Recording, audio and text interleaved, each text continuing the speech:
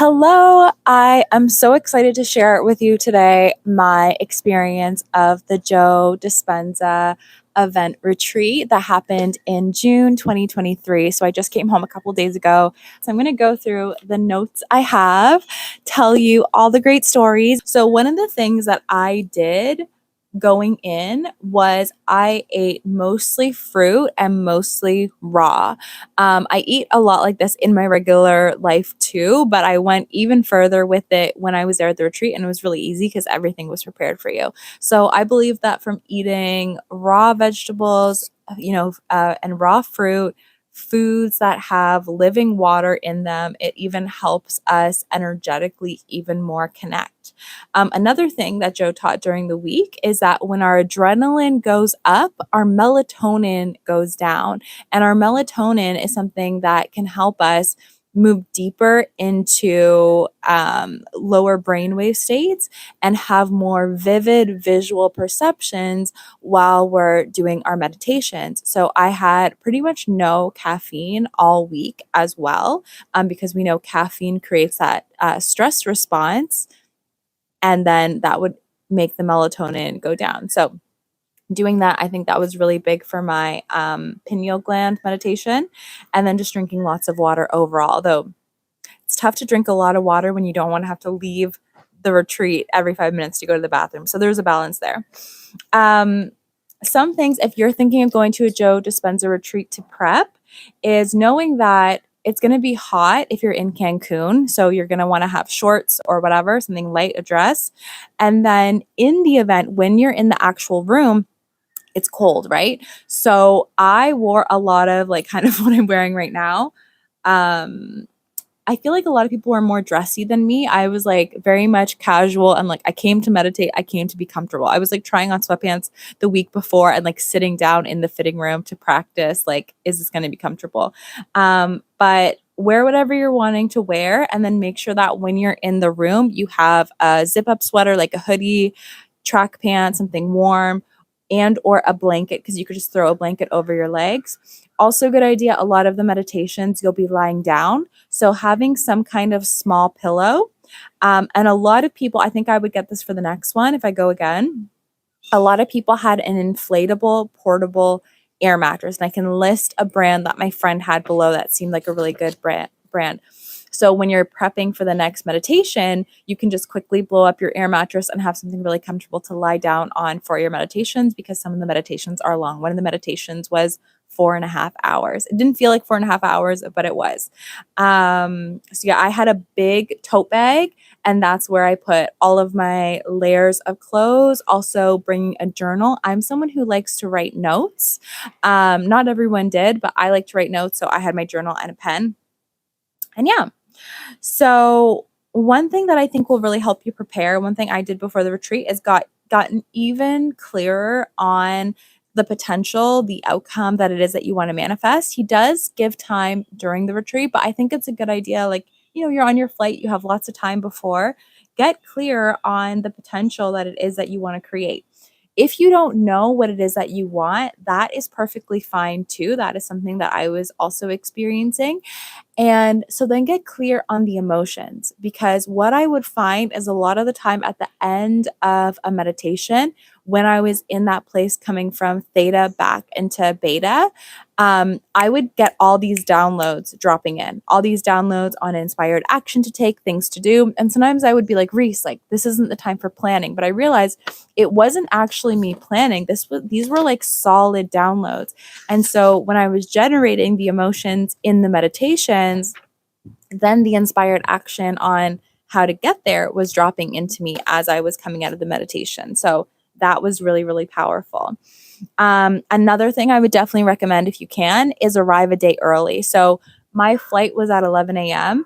And by the time I like traveled, checked in, whatever, it was 6:30 p.m. So if I had flown in the day of the event, I would already be late. So if you can, come in a day early, give yourself a day to like enjoy the resort, everything like that. I feel like it makes a huge difference, because there's so many people coming into the hotel on that one day. So check-in is going to take a bit of time.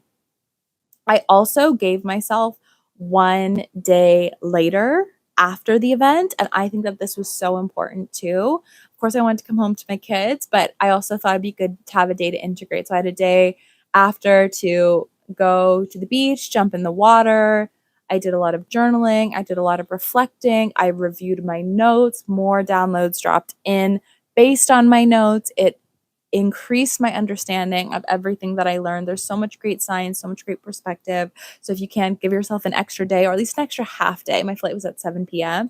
to just integrate everything because, as Joe says, if you learn everything, but then you're not strengthening those connections, neurons that fire together, wire together, that's Hebb's law. So if you don't use it, you lose it. But if you come, you write notes. As soon as you're hearing it, that's one connection. You're writing the note, that's another connection. You're reviewing the note, that's another connection. You're thinking about it in a new way, that's another connection. You're using it in your life, that's another connection. Now you've improved and strengthened that connection in 5 additional ways. How much better are you going to be at implementing it in your life? Because, if you're traveling to an event, you're going to a conference, you're taking a certification with me, whatever it is, you don't want to go through all that time and not actually make the change in your life. And that's what happens to a lot of people in all sorts of events, not just this event, all sorts of events. They go, they have a great experience, and they go back to old habits. So that's a great tip to wire it in. So how it went, there was a evening to start. I think we did a quick meditation on the evening, as far as I remember. And then usually each day was 3 to 4 meditations a day and a lot of breath work. If you can practice the breath work ahead of time, do that. If you can even do meditation often or daily, I didn't do it daily, but if you can do meditation often or daily, and practice the breath work, you're going to be even more prepared for the event. I think because I practiced the breath work so much before the event, it helped me have better experiences when I was at the event. There is a book that teaches some of the more ancient aspects of the breath. It's called Moola Bandha. I'll link it down below. And it's really great because it just gives even more insight to one of the main breath works that Joe Dispenza teaches and how this type of breath is supportive for your body, your endocrine system, lots of other incredible benefits. Okay. So yeah, the 3 to 4 meditations a day were amazing. I remember in one of the first meditations, can't remember which one it was, I was already starting to have vivid experiences. One that really stands out to me was I saw a white screen, and on the white screen in black text, I saw the words, "It is easiest."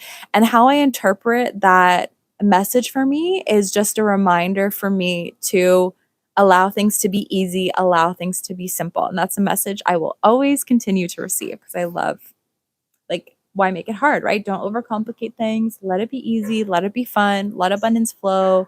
Let the ideas flow. And so I loved getting that message of it is easiest.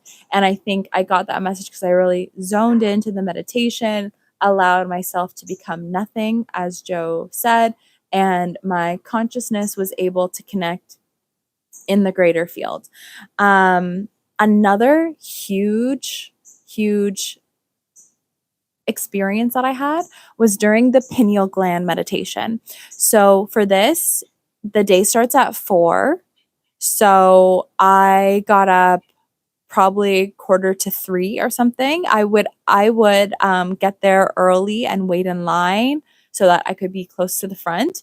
You want to be close to the front, if you want to be close to the speaker.